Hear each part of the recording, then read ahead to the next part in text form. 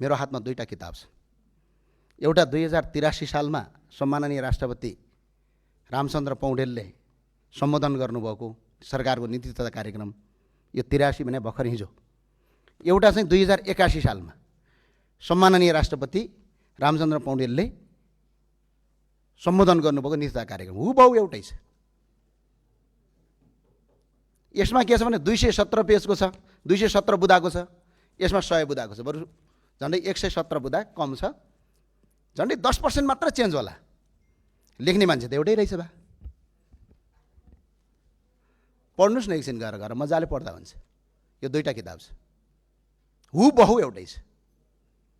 एक दुईवटा कुरा कहीँ फरक छ, तर हामीले के चाहेका थियौँ भने यो व्यापक सुधार हुनुपर्छ भन्ने चाहेका थियौँ नीति तथा कार्यक्रम। किनकि सबै युवा साथीहरू आएका थियौँ नि, नयाँ नयाँ साथीहरू आएका थियौँ।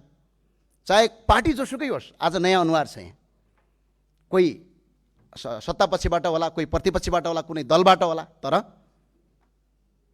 हामी सबै नयाँ भएको हुनाले यो नीति तथा कार्यक्रममा नयाँ आउँछ कि भनेको त हुबहु फोटोकपी नै छ करिब करिब। केही शब्द त जिउको त्यों सारिएको छ। त्यो भएकाले सम्माननीय सभामुख महोदय, आज म सम्मानित संसदमा एउटा प्रदेशको मात्र होइन, इतिहासले बारम्बार प्रयोग गरेको तर राज्यले बारम्बार बिर्सिएको भूगोलको आवाज लिएर उभिएको छु, कर्णाली प्रदेशको आवाज। म कर्णाली प्रदेशबाट र विशेष गरेर जुम्लाबाट निर्वाचित हो। अब देशका सुगमतिर विकास भइराखेको छ, पर्दैन। नगरपालिका छन्, महानगरपालिका छन्, हामी दुर्गमका जनता रोएका रोइछौँ। सम्माननीय सभामुख महोदय, यो देशमा जब जब परिवर्तनका आन्दोलन भए कर्णालीले आफ्नो रगत दिएको छ।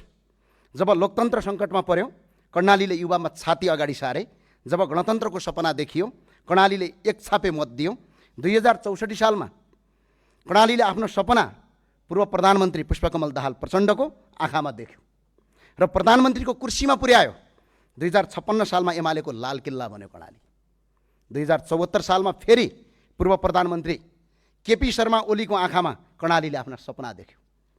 2079 सालमा पूर्व प्रधानमन्त्री द्वय पुष्पकमल दाहाल प्रचण्ड र शेरबहादुर देउवाको आँखामा कर्णालीले फेरि सपना देख्यो।